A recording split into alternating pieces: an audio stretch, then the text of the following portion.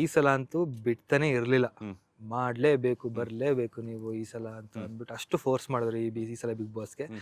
Simultaneous ಕನ್ನಡದಲ್ಲೂ ಕರೆದ್ರು. Okay. ಆ, ಓ, ಕನ್ನಡ ಕನ್ನಡದಲ್ಲೂ ಬಂದಿತ್ತಾ? ಯಾವ ಕನ್ನಡದಲ್ಲಿ ಸೀಸನ್ಗೆ? ಈ ಸೀಸನ್ಗೆ 12. 12ಕ್ಕೆ ಸೂಪರ್. ಓಕೆ. ಅದಕ್ಕೆ ಕರೆದ್ರು.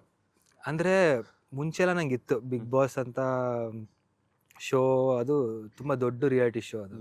ಆ್ಯಂಡ್ ಎಲ್ಲರಿಗೂ ಆಸೆ ಇರುತ್ತೆ ಅಲ್ಲೆಲ್ಲ ಕಾಣಿಸ್ಕೋಬೇಕು, ಈ ಥರ ಇರಬೇಕು ಅನ್ನೋದು. ಆ್ಯಂಡ್ ನಾನು ಚಿಕ್ಕ ವಯಸ್ಸೆಲ್ಲ ಇರ್ಬೇಕಾದ್ರೆ ನಾನು ತುಂಬ ರಿಯಾಲಿಟಿ ಶೋಗಳನ್ನ ಫಾಲೋ ಮಾಡ್ತಿದ್ದೆ.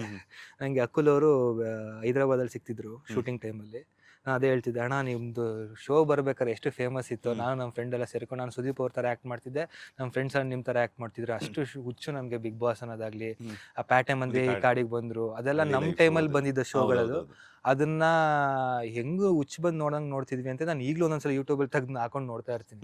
ಅಂದರೆ ಅಷ್ಟು ರಿಯಾಲಿಟಿ ಶೋಗಳು ನಂಗೆ ತುಂಬ ಇಷ್ಟ, ಕಾಣಿಸ್ಕೋಬೇಕು ಮಾಡಬೇಕು ಅಂತ. ಬಟ್ ಈ ಸಲ ಏನಾಯ್ತು ಅಂದರೆ, ಅದೇ ನಮ್ಮ ಸಿನಿಮಾ ರಿಲೀಸು ಅದು ಇದು ಅಂತೆಲ್ಲ ಇರಬೇಕಾದ್ರೆ ನಾನು ಹಂಗಾಗಿ ಬಿಗ್ ಬಾಸ್ ಈಗ ಬೇಡ ಅಂತ ಅಂದ್ಕೊಂಡೆ.